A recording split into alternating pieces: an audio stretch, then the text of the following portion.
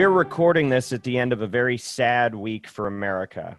We're on the heels of the first presidential debate. We saw President Trump eagerly validate the character attacks leveled by his critics, and we saw former Vice President Joe Biden join him in the mud pit with name-calling and telling his opponent to shut up from a presidential debate stage. As this airs, we already know that the news cycle will have shifted heavily to the president's personal health, as he and the First Lady have tested positive for COVID-19, as well as the debate between Mike Pence and Kamala Harris, which airs this evening. Let's not forget what we saw at the first debate. Many people, including myself, are just feeling discouraged that the two proposed leaders of the free world seem incapable of the sort of decorum we expect from our highest office. It's my view that we all have some culpability here for rewarding the type of behavior that those of us in media and corporate America have a duty to find ways that we can take action and restore the state of national discourse so that it is less about proud boys and more about proud Americans. If you're listening to this program, you've already taken the first step. So let me welcome you to the Divided States of Media, presented by Oxford Road and in collaboration with the National Institute for Civil Discourse. I'm your host, Dan Granger. And while we've been on this journey searching to find a path for national healing, starting with our work in media and as corporate citizens, I discovered a film that spoke to me and the problem of polarization in a way that nothing has before.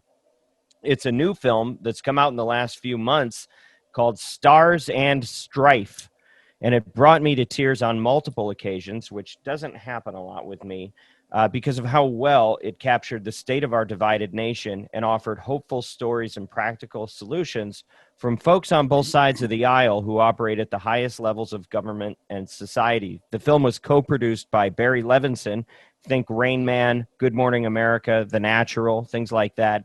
And it includes interviews with Rahm Emmanual, James Baker, Leon Panetta, Alan Greenspan, and a list of other powerhouse contributors. I am so pleased to now introduce today's guest, the writer, director of the film, David Smick, a global macroeconomic strategist, investor, and author. Welcome to the show, David. Oh, it's great to be with you. I'm so happy to have you here. Let's start at the start. I've been badgering people on this program and everyone I know personally to watch the film because I think it's very important. Do you mind, for those of us who have not yet seen it, to just summarize what it's about? Well, the film is I should tell you, I'm not a filmmaker.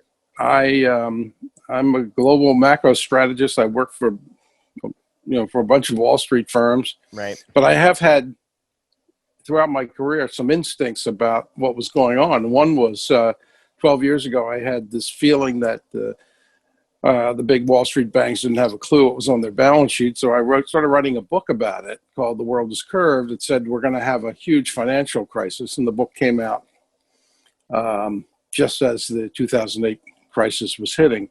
And so I have had this similar kind of urge, or this feeling that our political system was in trouble, and that an epidemic of hate was sweeping across the land. Hate and division. Hate is like a drug. It's the dopamine effect kicks in. Although I don't believe we are born haters. We learn how to hate, and it can be unlearned. But I looked at this at public policy, and I said, there's an actual hate industry that has taken over, particularly Washington, but in general, in which there are people who are getting rich and powerful, and by creating division unnecessarily. And so I said, I wanted to explore that, and I want to know I don't want to just know, a bunch of shots about, people fighting in the streets, although we have some of that. But I want to know how we got here. How did we get here to the place where we thought we were the greatest country? And now we're wondering if our democracy is going to stay intact. So I said, I want to know how we get here and how we get out of this place. So I went to 8 of the top documentary filmmakers in the country. I said, look, I want you to do this. I'll pay for the film. Just go and research this. And so everybody turned me down. It's kind of amazing. And they said, nobody cares about films about ideas. And I said, well, what about Inconvenient Truth? Oh, well, that was an aberration. So anyway, so I grew up in Baltimore, working class neighborhood. Barry Levinson, the Hollywood icon, the Academy Award winning, powerhouse. Yeah. Grew up in Baltimore. So I approached him nice. and I said, I'm about to give up this idea because nobody will do it. And he said, why don't you do it? I said, really? And he said, yeah, and you should be the common thread in it. And he said, and calling me for advice. And so eventually he was giving so much advice, he agreed to be the executive producer. And so that's kind of how we got into it. But it really all came down to this hate industry and this epidemic of hate. And so if you ask me, and the lack of empathy, empathy and compromise. And I said that our system is built on empathy and compromise. That's the nature of our representative republic. And so that's kind of how I got into it. And that's essentially a long-winded way of saying it's about our polarization, our division, but it is not celebrating that. It's basically saying this is very dangerous. I summarized in one line: united we stand, divided we fall. And why did I do it? To be frank, for selfish reasons. I worry about my children and grandchildren, what kind of world we're leaving them. Yeah. So, David, it's interesting when you talk about kind of the source or origin of this problem being hate. When we talk about it in this context, we talk a lot about the polarization piece. And you've obviously been knee deep in this, but the centers of both parties continue to move further and further away from each other, right? And so what I wonder is, I know there's an incentive structure that pushes toward that, but is the root cause, is it hatred, or is the hatred a byproduct of the polarization, or is it the other way around? No, I think there are concrete reasons for why we're divided and where the hate comes from.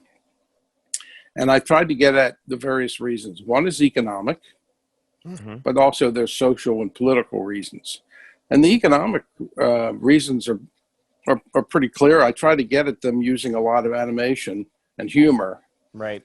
But essentially, we have an economy in which has changed fundamentally in the last 30 years as a result of globalization, particularly financial globalization, in which the Berlin Wall fell in 1989, and after that we had China, India, and scads of other countries joined the capitalist system. And for a lot of technical reasons I won't get into, we have record low interest rates, which is very good for stocks, by the way. So we've had a 30-year bull market.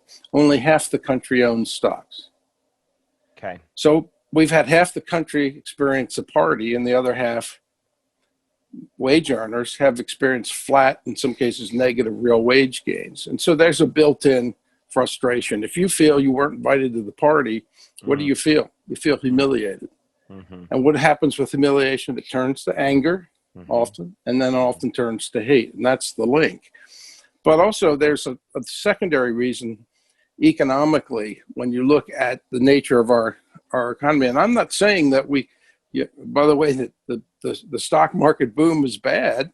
I'm just saying it's amazing to me that neither party said, gee, I wonder how we can bring the other half of the country onto this great financial wave. And by the way, I had a proposal. Cory Booker in the Democratic Party had a similar proposal. I have a proposal. I wrote it for the Wall Street Journal, op-ed. I've written it for other people. I said, if we could give the Wall Street banks trillions in loans in 2008, why not give every child at birth up to a certain level of income, every child at birth, say a $10,000 or $5,000 loan payable in 60 years, invested in the stock index fund, so that they can appreciate that kind of miracle of financial compounding that made Warren Buffett rich. And so we can't we have to expand capitalism for everyone, and we have to teach people how that works. So anyway, nobody's interested in that, both parties. Right.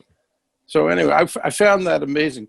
The other side of it is that since the financial crisis in 2008, there has been a lack of dynamism in the economy. Yeah, we get the economy growing, but there's a growing decline in something called social mobility, which is a fancy way of saying the ability to get ahead if you work hard and study hard. Mm-hmm. In 30 years ago, which is not that long ago from my standpoint, if you were in the bottom 25% of the economy economically, you were born into that part, which was me.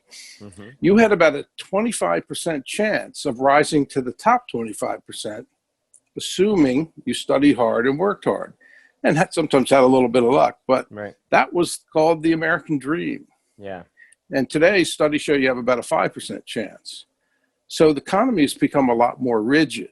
And there are things we can do to make it less rigid and make it more bottom up, and really to make the whole startup community, the whole startup process, the primary fixation of our Washington policymakers. And so essentially, there are reasons, that my point is that why we have people feeling this rise in hate, which has led to polarization and division, that are economic. But I also think there are social reasons. First of all, we live people are increasingly isolated. Mm-hmm. The decline of the church, the community, even clubs. Mm-hmm. People go it alone, and so so it's easy for them sometimes to feel, hey, I can be socially validated by joining a party or joining a hate group or joining some group where we have the commonality of divisiveness, and I think a lot of that has happened, and I think that on top of that, we have our forms of communication, particularly social media, but also all kinds of media that have feasted on this thing. They've feasted on it because it is a system, as you know, that exists on the clicks. It feeds on the clicks. The clicks are the algorithms that will evaluate a reporter's story based on how negative it is, how divisive it is. If you are a centrist, if someone from your organization said, I think I'm going to set up, a centrist group that didn't concentrate on hate and division, but concentrated on solutions and solving problems, fixing things, you can't get coverage. The social media, you get no clicks. Well, let's park there for a second. This is really important because, you're getting right into our territory here. And, agree with you that it's not just social media, it's all the way to television and back down. But, is that really a new phenomenon? The concept of if it bleeds, it leads has kind of always been there, right? And that's the challenge that we have as we try to look for content that's going to be edifying and constructive discourse. And yet you also need to move the needle for advertisers and reach masses. Do people really want to consume things that are even-tempered, even-handed? Or is this something that's just the nature of people and it's always been that way? I don't know. I look at, I did a film where I deliberately tried to keep it upbeat and try to look at positive solutions. Yeah. And I was told by the experts, nobody will touch it because, I had all kinds of distributors interested. I went with Stars, which is a big Hollywood distributor. Yeah. They're thrilled by it, but HBO was talking about running it next week. So there's interest in it. The problem is with the algorithms in social media. If you are a conservative, you are right of center. You never hear the views of left of center. Right. And if you are, again, left to center, you don't hear the other side. And I also think that with social media, you have stories that just aren't covered. You're just, if you say, I have doing a story on this, on the solution to cancer, solving cancer, and they're huge breakthroughs. It is hard, it's hard to get that story covered, as opposed to saying, I have a story that candidate X, blew the call on the discovery. Now, there's a guy in our film, David Ignatius, who's Washington Post columnist, and he's kind of their lead foreign policy guy, and he's very, very, very thoughtful man. And he told me once, he said, it's very hard on young reporters. He said, oh, I've been around forever, and I'm working for a paper that's owned by Amazon. Mm-hmm. So there aren't financial reasons here, like most papers.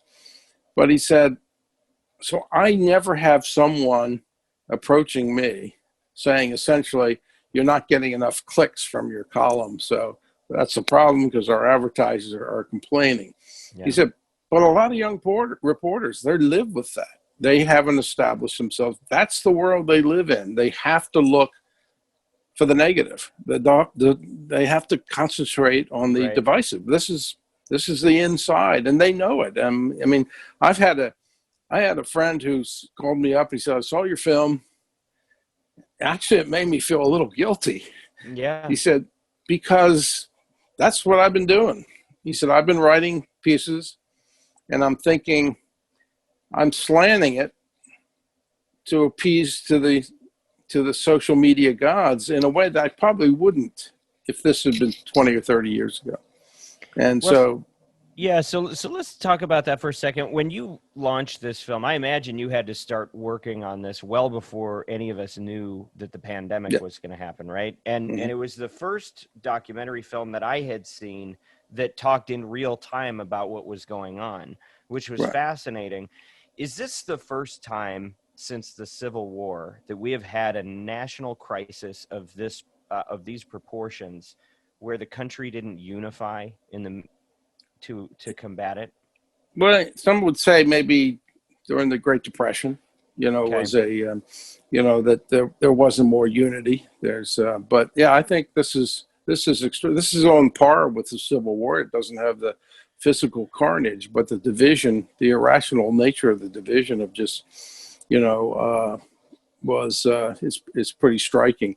I mean, I have a thing at the end of the film where we asked whether it's a question about their confidence in the future, and James Baker said, well, we survived the Civil War, we'll survive this. Yeah. I hope he's right. And but a lot of the historians say that, as crazy as things are, as unhealthy as we all acknowledge that it is, the time leading up to the Civil War was much, much worse. That being said, I think things look different in this day and age, right? I think that, if we're in a recession, it feels very different to people than it probably did in the past.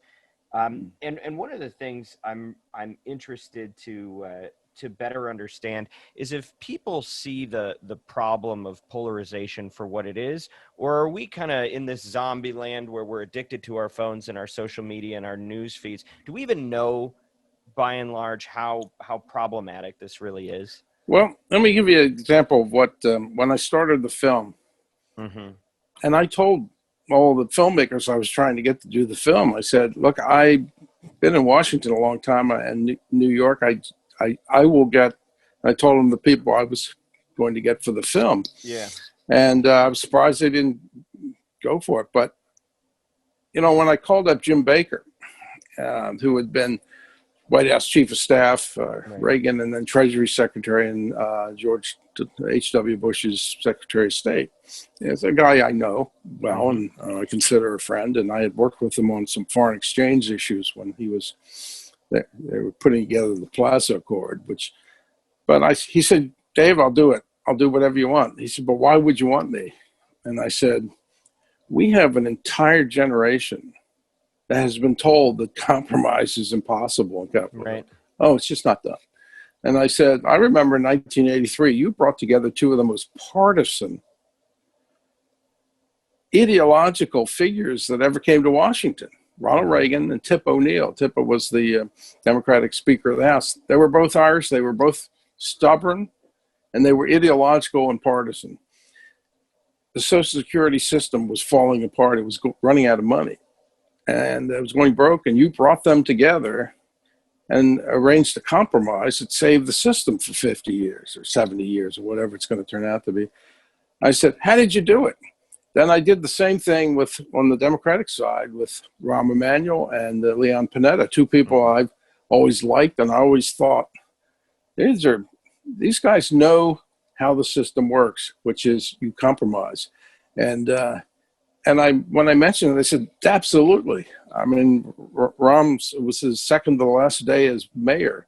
And he said, I'm in. He said, because, we think it's some impossibility. And I also include in the film the unlikely compromise on the First Step Act, which was the so-called crime bill 2 years ago. That when the Congress surprised itself by coming together with a deal on that. But I do think that we don't teach civics to people in school. We don't teach how the system works.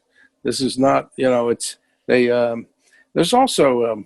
So that's not required. I think it was required where I went to school, but it sounds no, like they don't teach that anymore. I think they should have it as a requirement for every high school graduate.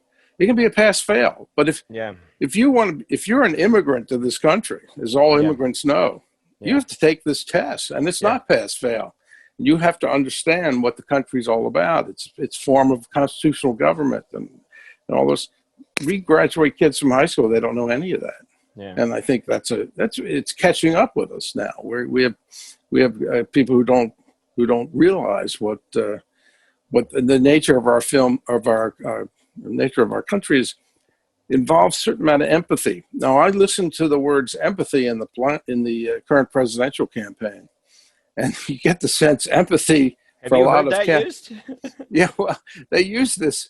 Yeah, not in that debate the other night, but they always say, we need more empathy. And I always listen carefully. And what they usually mean is empathy means I'm candidate A and I have a smile and I'm nice, but you agree with everything I want. And then we have empathy. Empathy means understanding the hopes and the fears and the dreams of the other side, and then looking and saying, if I gave something up, it may not be as important to me as it is to them. If they gave me something that was important to me, but not as important to them. That's what it's all about. And it's as opposed to, I will never meet with the other side. They're evil. I won't. And that's insane. So David, I read a story this morning that was talking about a recent statement from Obama, where he put words to something I've been thinking about a lot, which is we kind of live in this new future virtual reality where we can construct a universe. I mean, we have such an abundance of choice in the world, and especially in this country right now. There's 31 flavors of anything you want, right? So you can create an ecosystem for yourself where you never have to step out of your echo chamber. It's now more convenient to do that than ever. So the idea of having to change your views or your values or compromise with the other, it's getting harder and harder to do. Yeah. I would blame social media for a lot of that, because you have, by the way, there's an excellent film called The Social Dilemma on social media. We've been all over that thing. Absolutely. I've had people call me and say, "Oh, you've got like a tag team going." Our film yours and theirs should be required viewing for every American. That's I said, well, ours is broader, but it spends a lot of time on there. They spend all the time, and it's a terrific film. But it's amazing, because I've had the same feeling. Social media is telling customer A what a fact is. And they're telling customer B, who happens to be ideologically different, what a fact is about the same subject. And they're completely competing facts. There is no objective reality in this. It's whatever you want to hear, I will tell you. And, if you think that the entire, white population of the country is racist, that's going to affect your thinking about whether there can be compromise or whether there can be unity. Whereas if you think, and you're being told and to believe, and you're convinced that there are deep pockets of racism, I mean, why in the world in 2020 we have a Confederate flag right. perched on a state flag. It's kind of beyond, Yeah. it boggles the mind. But if you Yeah. believe we have deep pockets, that most people are pretty good people, then you have a different attitude. Then you say, okay, let's find the people on the other side who are not reflective of that. And but it's very hard when your objective reality doesn't exist. Well, and that's a big part of the path that we're on here, not just with social media, but with all media. We had a guest on a couple of weeks ago named Vanessa Otero, who created the media bias chart. And now she's helping kind of decode the media landscape so that you can understand where the bias is, and you can understand the reliability. And at least as sponsors of that media, we can start to change the way we incentivize the approach and the nature of the discourse. And it's very, very much in line with what we're trying to do here. So I think it's funny. I have someone in the film who's a psychiatrist, and she's Lisa Gold, and she is the kind of the go-to psychiatrist for PBS and I believe NBC. When something comes up, they go to her. So I said, I'd like to interview you, and she said, fine. But I said, what do you tell your clients? When they get to the point where they're just overloaded with not just social media, but all media. And she said, you know what I tell them? Turn it off. There you go. She said, it's pretty simple. There's not enough news to fill the space. And so turn on the TV at 6 o'clock, let it run for 20 minutes, and you'll know everything. And then turn it off, because the rest of the time they are playing. They're just pounding on you with their vision, and what you really want are just the facts, and then you want to go on and live your life. And so I think that I said, that's simple. She said, we can go into a lot of discussion about therapies and all the rest, but ultimately it's don't drink. Right. Well, you look at the history of the seat belt. Right. And it took them like 50 years to start making them come standard. I think it was not till the 1960s they started putting them in every car, and then not till the 80s that it became law to use it. I hope that we have that much time to understand the health. That's a great analogy. Yeah. Right. You think about it, you think about what we eat, you think about the sustainability of how we deal with the environment. But I don't know that if we have fully recognized yet the unsustainability of the path that we are on and the way that we communicate with each other. And so that's what we're working really hard on. So you know what? And in my field, I look at, because interest rates now are controlled by central banks. There's no free floating bond market. So I look in my field, you're looking at the currency markets. And if you notice over the last year, the dollar has been weakening. And there's no reason for the dollar to be weakening given the nature of our economy, say, relative to the European economies. Or the nature of our monetary policy, our interest rate policy. You mean this pre-COVID, right?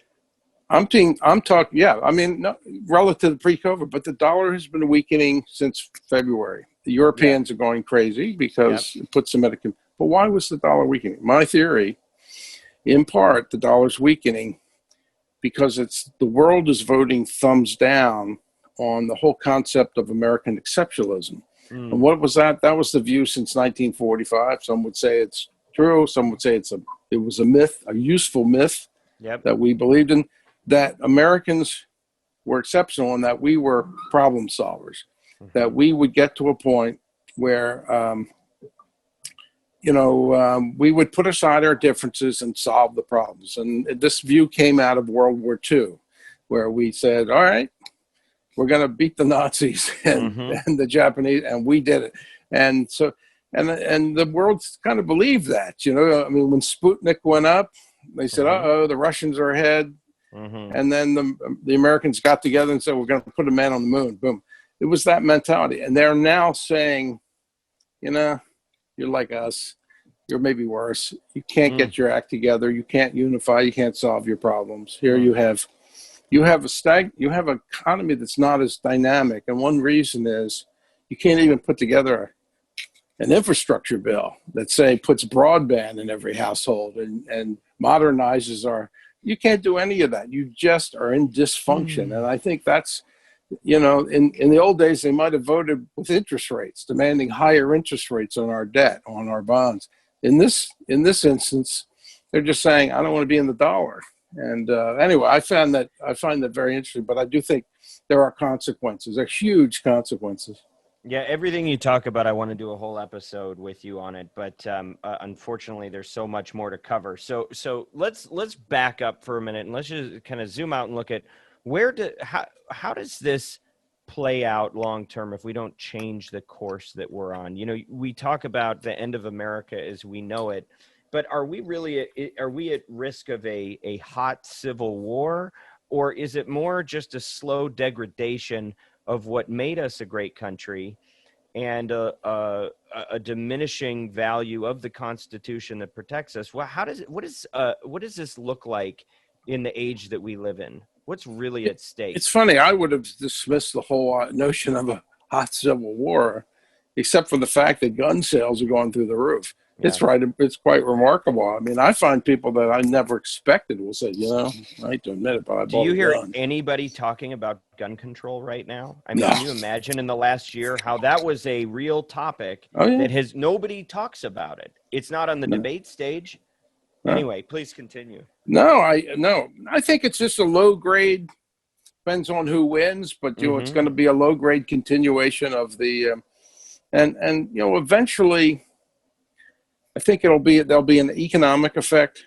We'll pay for it economically because you really want to invest in a country where they can't seem to solve its problems, can't seem to move forward. I think that's from. I look at. I was just thinking about the whole question of, you know, the Constitution, and you know, there's a difference in approach to the Constitution. You have those who view it as an authentic document that, you know, from the founders that you adhere to, and others see it as a living document that changes and all the rest. Right. But I kind of look at this thing and I wonder how, you know, if you have a segment of the population that's not convinced that voting is fair, you know, and that it's accurate, that's a poison. And that's starting to come from both sides, isn't it? It really is. I'm amazed that they don't come together and say, look, we can have a political fight, but that's the whole ball game. If you don't have confidence that your vote matters, that your vote is going to be accurately recorded, even then there's a question of the Supreme Court, and it makes me nervous. I mean, you know, I think it was unfair not to give Obama's a shot at the court in the last year of his presidency, and now the Republicans are moving forward on their candidate to replace RBG and all that. But I look at that, and now, you know, looks like the Republicans have the votes. The Democrats were, and and this is going to be a big issue, I think, in the next 4 weeks in the election, because there are elements of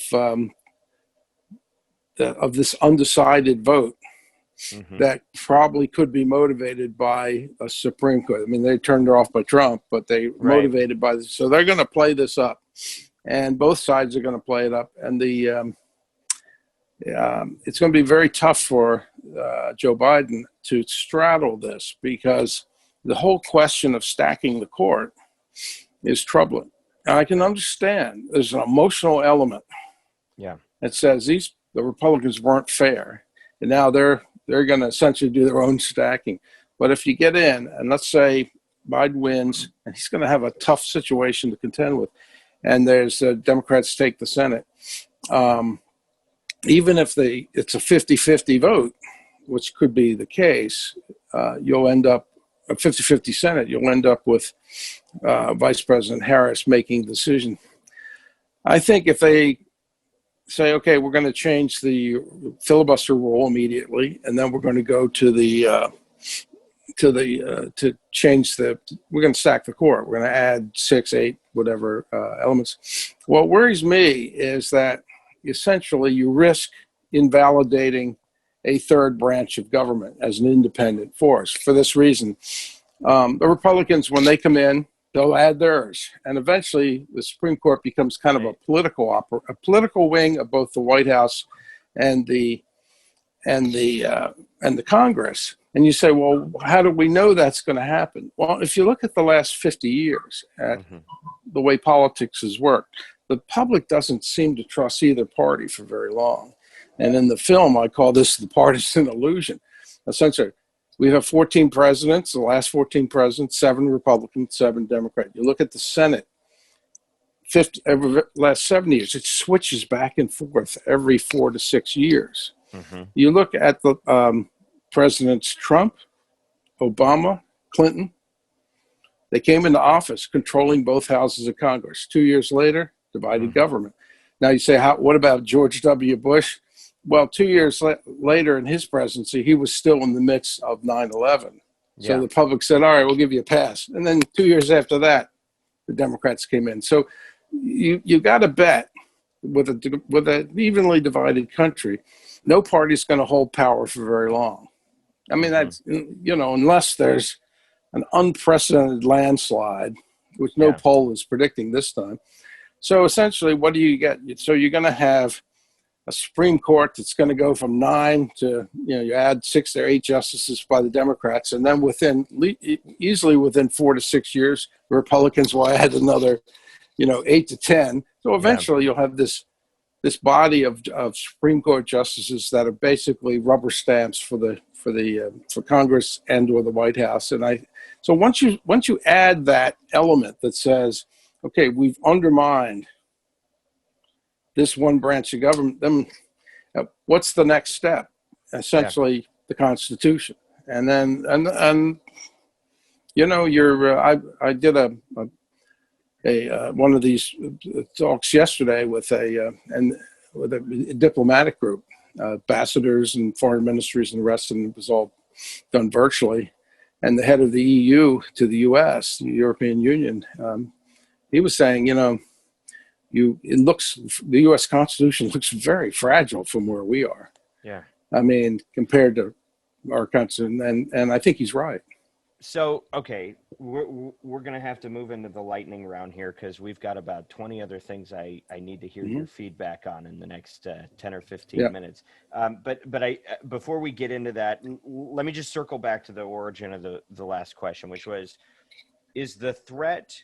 Clearly, the threat from what you're saying is the dilution and degradation of the system that we have and the benefits that we get for being, number one, right, as a competitive force in the world.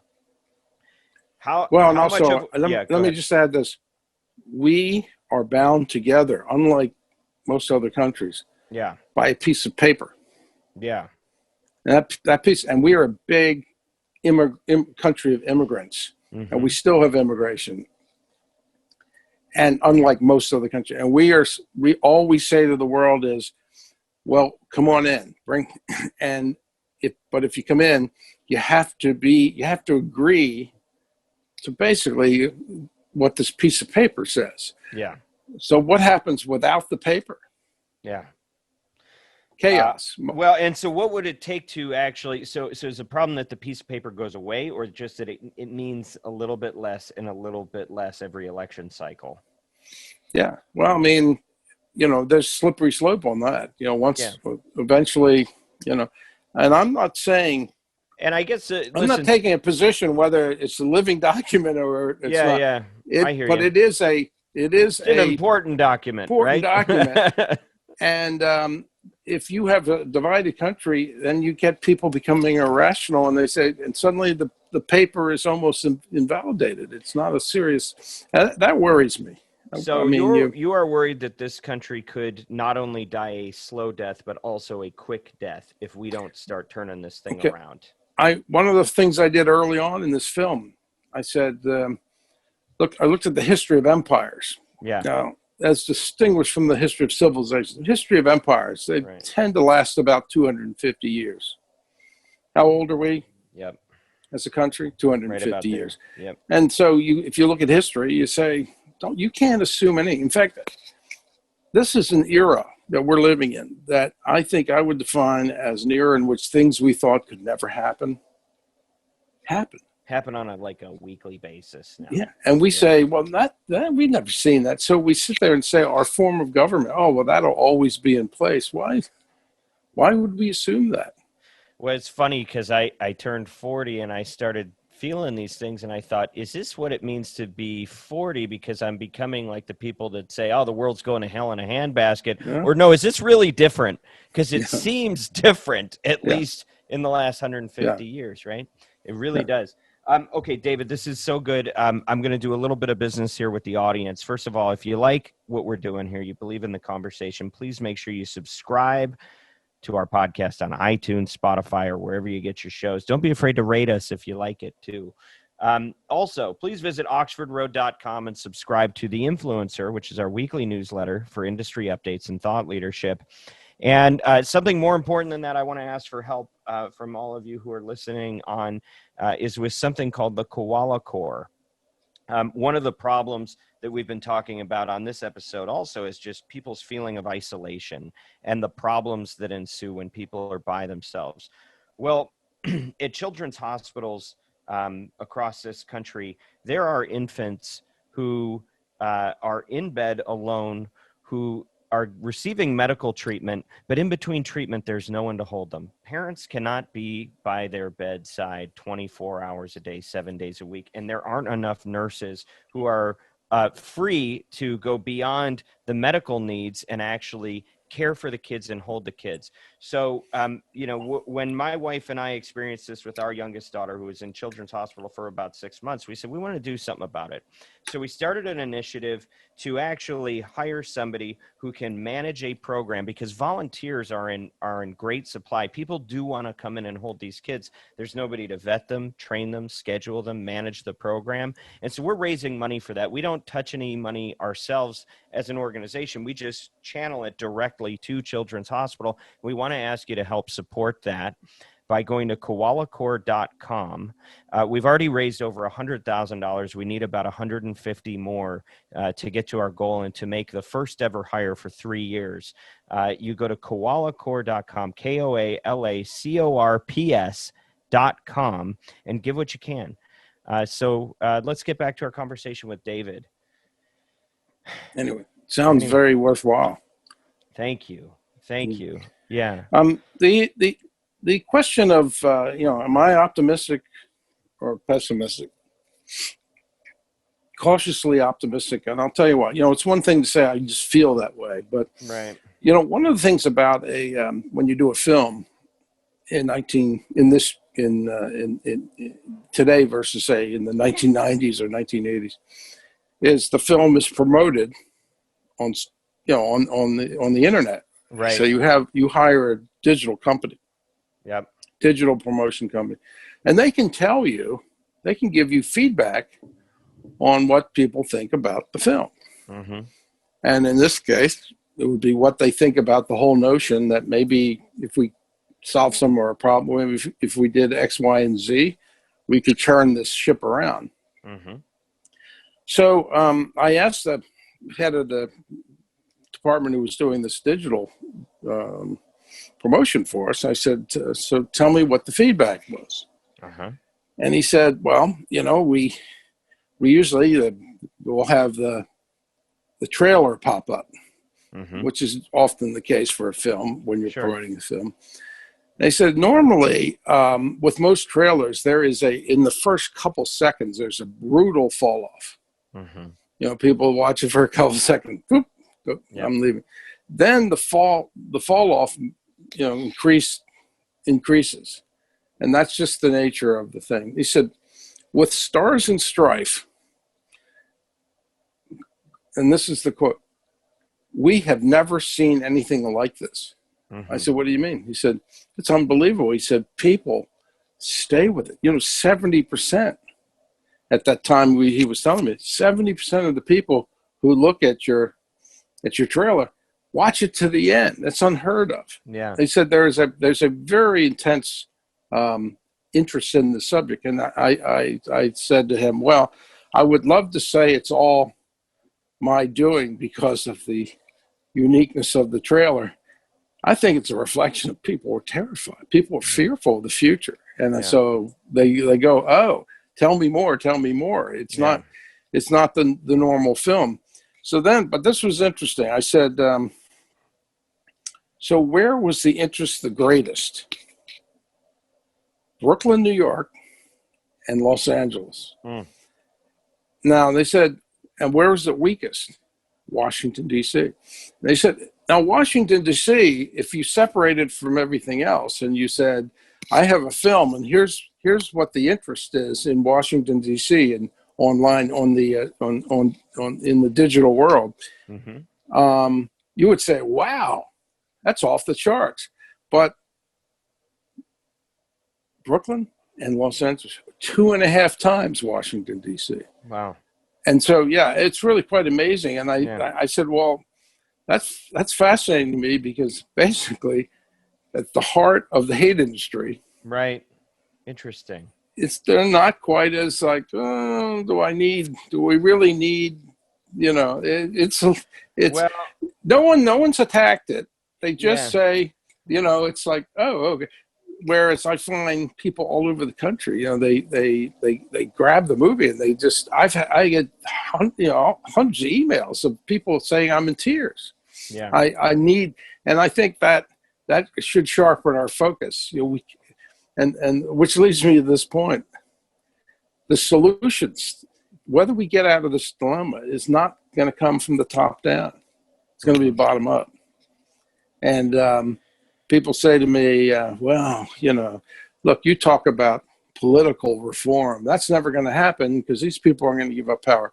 So I said, well, by political reform, let me just mention to your audience, it means things like moving to nonpartisan primaries. Today, if you say I'm going to run for office and you win a seat to Congress or to the Senate, you're in the Senate and you say, there are a number of things I want to accomplish, and we all know that if we just get the vote, by 51 votes, it's too easy for the other side to come in and change it when they come back into. So we need to get at least 65% of the vote. 75 behind that compromise, and that basically means, President Obama found out with Obamacare, if they can come in and change it, but not if you have 65, 70% of the vote. So you compromise some to do this, and so, that's. But my point in this is that you got this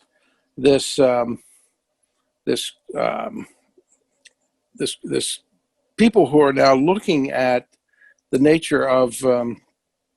Somebody just came in on my mind. Just slip off this. You'll cut this out, of course. But you have this people who are ready to reform in terms of you get elected to the Senate and the House or the House, but here you are in the Senate and you want to vote for a global warming bill or a health care bill or a bill having to do with housing, but you can't because it's a compromise, and you will face a partisan primary from well-financed from someone to your extreme. Both sides. So they're better incentivized to keep things tense and to not solve the problem than to actually make progress and govern. Right. So essentially you say, I can't vote for that stuff. I have to, even though I want to, I have to vote against it to protect my seat. Yep. All my political advisors tell me you can't vote for X because you'll some state senator will run to your left or to your right and take you out. And I guess that, so if you made some political reforms, and I've had people say, yeah, but that'll never happen. Let me give you an example of how change can come from the bottom up. Okay. There was a period when gay marriage was taboo. Yeah. Wasn't that long ago. There was a period, even in the Obama presidency, President Obama was officially against gay marriage for most of his administration. And of course, all the Republicans were. Most people were. And then gay marriage began to pass in state legislatures, one by one. And then suddenly a groundswell happened. And it came up out of the blue. And give Joe Biden credit. He saw it and told President Obama, "You better get better get on this train. It's moving quickly." And suddenly it just happened quickly, and a number of Republicans were. It kind of became, okay, look, this is absurd. But it's interesting. It didn't happen from the top down. Washington didn't get together and say, "Oh, we need to have, this is kind of unfair to people who want to. We need to have a change." Most of the progress comes from the bottom up, and I think I think we're going to see that. If we turn the ship around, it's going to be groups from the bottom up who demand economic change, change in our political system, as well as change in the social media. Okay, so let's get into our kind of lightning round here with the unsolicited advice game. We're going to start in. So what we're doing, David, is we're going to ask for a tweet-sized. See if you can actually do. We're trying to prove that you can say something positive in the size of a tweet, but we've calculated maximum tweet length. Yeah, it's unprecedented. But we've calculated maximum length of a tweet is about 20 seconds of the spoken word. So I'm going to set a timer, and I'm going to say who the recipient of the information is, and you're going to give them 20 seconds of advice that they never asked for. First person we're going to start with, very easy, is President Trump. All right, so ready, set, go. Okay. Next time, wear the mask. Yeah. I think that's good advice today. But I'll tell you what, though, the guy knows how to change the subject, doesn't he? Well, the guy is a media master. I mean, he did reality shows and all the rest. He knows that. If there are times when I have said, why? First of all, Trump will do something good. Yeah. You'll have something you say, both sides are saying, I have to admit, it was pretty good. Yeah. And then within a couple of days, he steps all over his own story, usually before a weekend. But there are other times where he does something really stupid and embarrassing, and it's about to blow up on him. Yeah. In a big way. Yeah. And that guy is clever. He'll suddenly, 2 days later, he'll do the equivalent of dropping his trowel, dropping his pen. He'll say something so outrageous. They can't talk about anything else. You can't talk about anything else. He said, what? And I've always attributed that. I said, there must be some media game, and it tends to work for him in that. But, it may not work for his reelection, but at times I say, it's so grimy a way to have the system work. But nevertheless, I've seen that. He's good at playing fetch with the media like we've never seen. Yeah. Okay. All right. Your next one, David. Biden. Ready? Biden. Go. Be yourself. Be yourself. You won the primary against Bernie, so you don't have to be Bernie. Right. Okay. Media. Members of the media. Go. Recognize your dilemma. The demand for clicks that lead to ad revenue. But then look at your kids and your grandkids and say, am I contributing to a pretty nasty world that they're going to have to contend with? That's right. Okay. And next after that is the marketers who support the media. Let's go. If you are buying yourself a $38 million house, mansion, off of the kind of division that you've helped create, you ought to be ashamed of yourself. Okay. I'd like to hear you address the Republican Party. It's time to put people first. You cannot have a country where wealth is distributed so exclusively through the equity markets and wages are flat, and then just say, well, that's the way it is. Well, that's not the way it is, and not the way it should be. Yeah. Okay. Next up, Democrats. Markets. I would rediscover the FDR, JFK heart of your party, and not the Bernie wing. Okay. And then Americans, just all Americans, your address to the American people. when you watch the media, the impression is that all solutions are top down. They come from Washington or they come from Wall Street, but they come from the big shots. The only way America is going to save itself is through bottom-up reform. It's through people getting involved. And do some research, and you'll find that most big changes in the United States came from the bottom up, where people in legislatures said, this is not the way we want to run the country. So that is our task. David, I have a bonus question for you, and that is if you could write in the next president of the United States and they would win, whoever you wrote, who would you put on that? I would, at this point, I would put in Biden, but I'm hoping that Joe is a centrist. Let me rephrase that, all right? Okay. I am hoping that Joe Biden sees himself as a breather president. I think the country needs to take a breather. I think he knows that. It needs to stop, think, discuss the future, and try to bring people together. He's not going to be a radical president. He's going to be, I'm here, I'm almost 80, I'm a one-term guy, most likely. Yeah.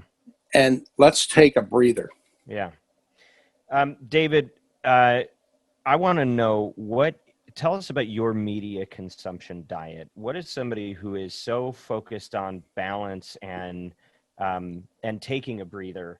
What do you fill your own mind with what you read, what you listen to, what you watch?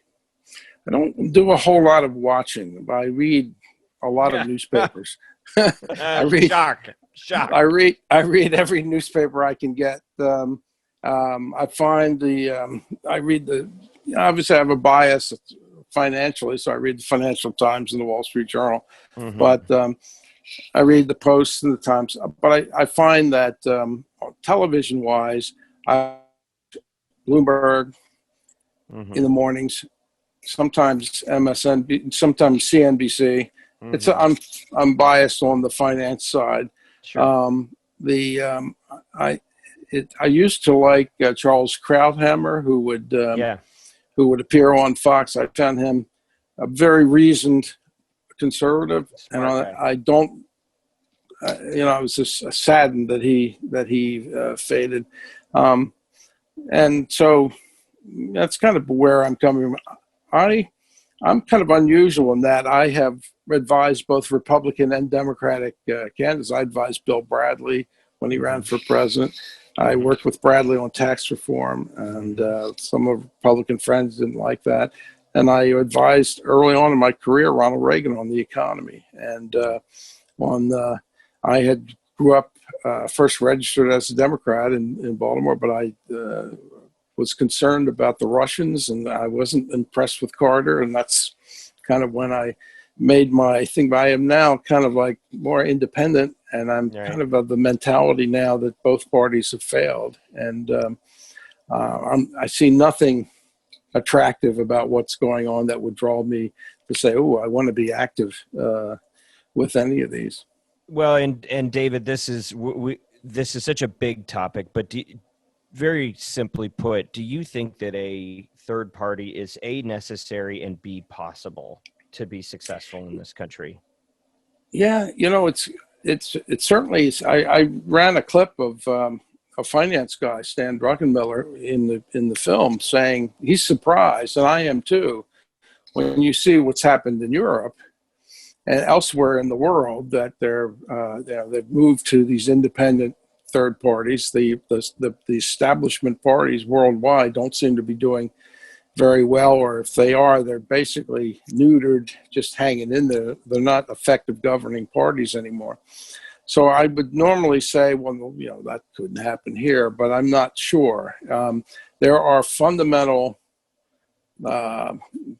built-in, laws and things, particularly on the state level, that are done to keep third parties from developing. And of course, in the presidential debates, they go out of their way to keep an independent candidate from appearing. And I actually think that, but I think a lot of that, so there's a movement now. And I think the movement, as bad as things get, the more people are going to say, you know, how do we attract first-rate candidates? And we're not doing it through the two political parties. So I would say something that was considered impossible has moved to not likely, and not likely, and now it's moved to don't completely count it out. This is, you know, there's particularly, I would say, if we went into a severe recession. Yeah. So essentially, let's say Biden won. Mm-hmm. And again, I'm not saying there's a lot of things Trump has done, I thought, that I can't say are bad. There's some things that he's done that I agree with. I think he got tough on China. It was needed. Somebody needed to do it, right? And but let's say if Biden won and we went into a stiff recession, which is you know, we would be going into a recession essentially with no ammunition from the Fed or fiscal ammunition. So we'd be armless, you know. And if things got bad, I could see the public saying, you know, let's go for some independent. Yeah. Okay. This is more. Last topic that I think we should close on is, you know, the film was so it was so important and spoke to such a you know, it touched a nerve that very few people had articulated in the same way. My great disappointment with the film was that there was so much in there that was constructive, good ideas and plans for how we can start to get out of this. But then I don't know where to go next. And I'm like, okay, I will register for that party. Can I get a newsletter? Where do I see this platform? Yeah. How do you take these ideas and put them into action? What do we do next, David?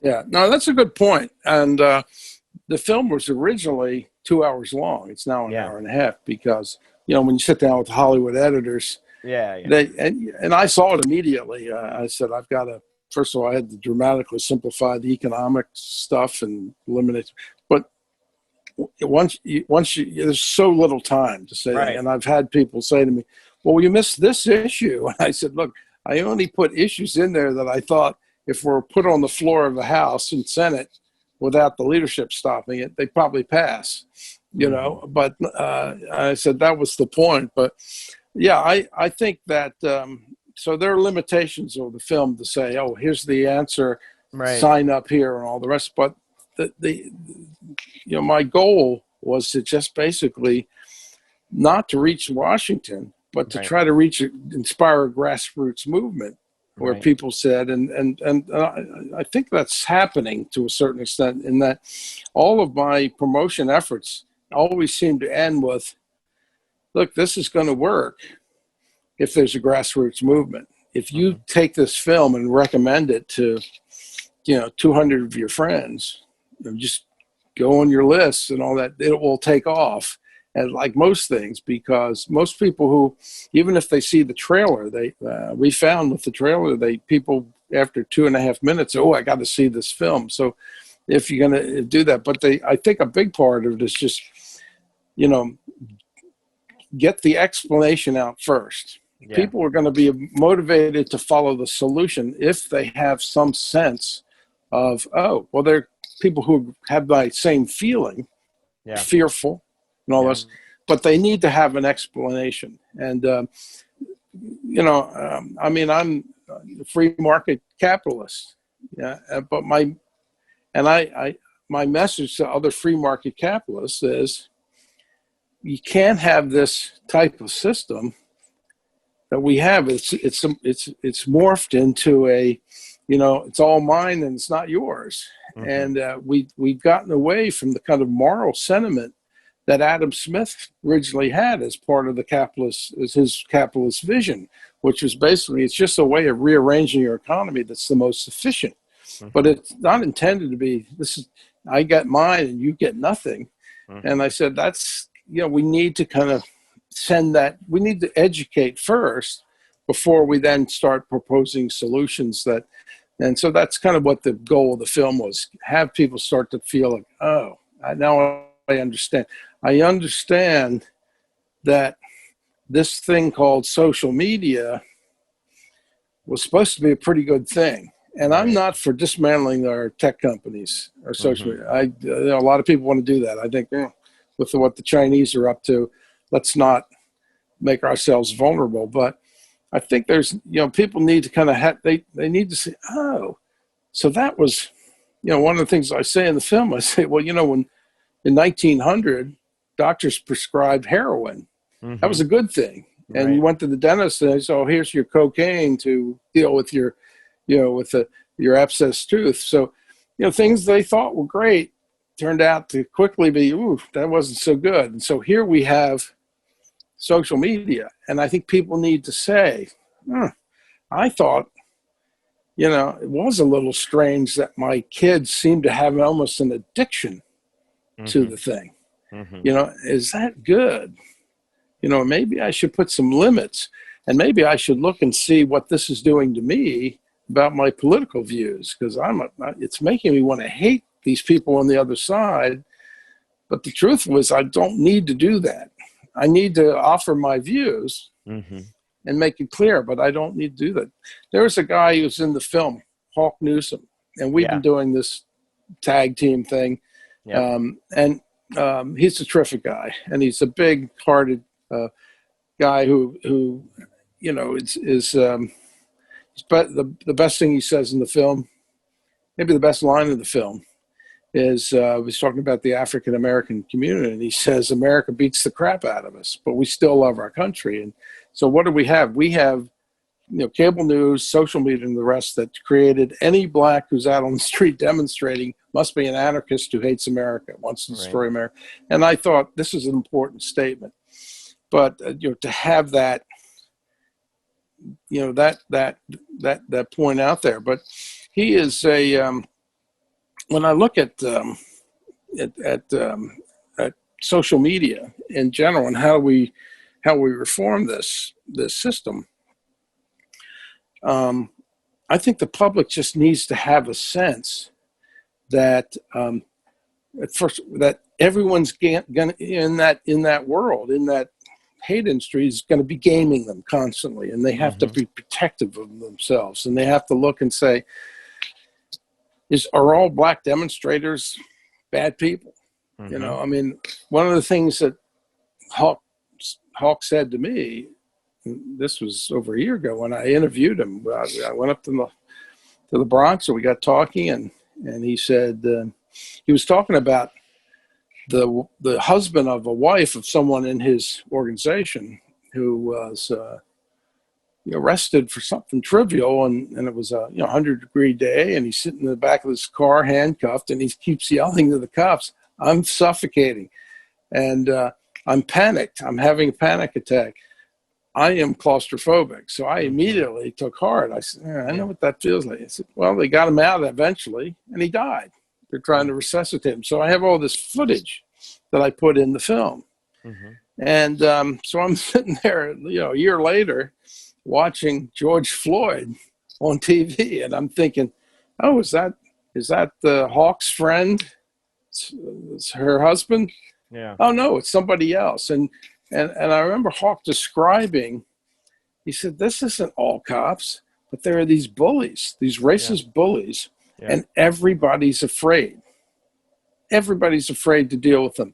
And he said that within the police force. So I said, well, so my position today is, you would think that both parties, let's say, forget Trump, both parties would have called for a summit and said, let's figure this out. Let's figure what the policy is on chokeholds. Let's figure what the policy is on dealing, but let's try to solve this problem. Let's not politicize the problem. Yeah. And I would say, if you look at, one reason to watch this film, one reason to be concerned, here we have a major race issue of the relationship between police and their community and the Black American community, which clearly, according to polls, needs the police. They know, they say that, but there's this huge tension. Why wouldn't our top leaders say, we'll come up to the South Bronx, or you come to Washington, but we are going to get to the bottom of this and work out some kind of understanding. What are the limits of a police chokehold, for example? I don't know, but they could certainly come to terms with it. They're not doing that. They are taking advantage, both sides, of the situation for political gain. And if you're sitting here listening to this and you said, should I become involved in these reform efforts? Should I, call you up and contribute money to your organization and other organizations? Just ask yourself, what kind of disgusting people are taking advantage politically for political points of this kind of heartache, of people being shot and people, they're drumming up this hate. It doesn't mean there aren't racial pressures and misunderstandings, but to do nothing other than to spin it, it's pretty appalling. And I guess maybe that's come out because of my relationship through this film with Hawk Newsom of Black Lives Matter. But this is, he makes a very, people ask him, well, why'd you do the film? He said, do you agree with everything in the film? He said, no. He said, but I love the film because it says there is and this is his words, we have to come together. If we don't agree, he calls himself a champagne socialist, but he says, I understand part of your capitalist argument about startups and about why blacks haven't been able to penetrate that important part of the economy, which is, I call it the great equalizer part of the economy. But anyway, he said, I'm amazed, he said, both parties, why in the world you wouldn't sit down? Just sit down and listen to the other side. So I don't necessarily agree with it. That was so tragic about all this. And to what we were talking about earlier is that you had these two great kind of crises occur, and we couldn't just sit down and put aside the differences and go, all right, how do we, America got sick, a man got murdered by police. How do you not just set all the garbage aside? And you would think that in the long run, that would actually help them politically, even though it's just the right thing to do either way. And that's what was so disappointing this year, is to see that we've fallen to this stage where that is not the impulse of the people who are in power. And so, to your point, and thank you for the work that you're doing from the ground up to help do that. I want to know when you and Hawk are going to start your podcast. That's true. Well, we've done an awful lot of them. I should have had him on this. You would have enjoyed it. Maybe we can do it again. The most encouraging story that I can tell you from the standpoint of my film, if you notice, is this. If you notice, there's early on when they're running, the title of it and the credits and all the rest. It's in the first, after about 4 minutes, I have a young Frank Sinatra. Yeah. He's 29. Don't get me started on the house I live in. Oh, that. Yeah. And the Sinatra family gave you the rights to that, as I understand it, right? Well, it was an amazing story in that for 6 months, I had that in the film. I kept. Yeah. Look, Sinatra's songs. And I'm a big admirer of Sinatra. Not that I'm a music person, but I love the songs. But I once met Sammy Davis Jr. and I spent about an hour talking to him, and the whole thing was about how Frank Sinatra was so far ahead in these social issues, and they would go into a hotel, the Rat Pack, and they'd say, "Oh, it's great to have you at the show. Everybody's looking forward to it," and then they'd be told Sammy Davis had to be in a different hotel, so Sinatra said, "You do that, we'll be in that hotel, and they'll have the show." And it would be. He was a lot of good work in that area. He was way ahead of his time. And really, if you haven't seen the biopic or the documentary they just did on him on Netflix, they go in great depth on that. I love that. But anyway, so it got to be pretty late, and I haven't heard from again all the Sinatra songs from 1950 on are owned by Sony Corporation, but earlier before 50, it's the family, and I was amazed. He had, I couldn't get a response from the head of the family trust. So finally wrote a long letter. This is why I want to run the, I'll go to some other music, but I said, I'd love to have this. So finally, the guy got back and he said, okay, I'll watch your film tonight. So late that night, I get an email, and he said, dear Mr. Smick, he said, I watched Stars and Strife with my 18-year-old daughter. Mm-hmm. And the film ended. And she said to me, and we're in the midst of this pandemic, we're all sitting here. She said, Dad, that was inspiring. And the way things are going, I needed some inspiration.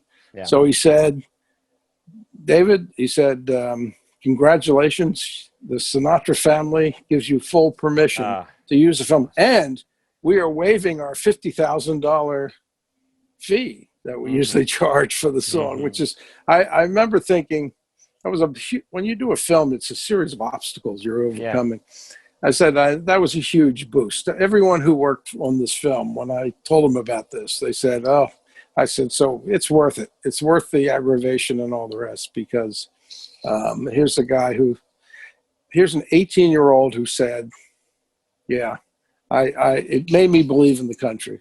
Yeah, well, and I'll close with one experience I had with it, which is, I like America quite a bit, and I'm big on having a nice big flag in front of my house, and I got a new one. I ordered it in the mail, and we're watching your film. I watched it with my wife and my 15-year-old, and at the end of the film, my daughter says, she says, Dad, can you give me a flag that I can put up in my room? And I walked over and took out the box, handed her the flag, and now that's in her room. And your film really inspired. I mean, we were all in tears. It was unbelievable. Yeah. So it happens a lot. Mm-hmm.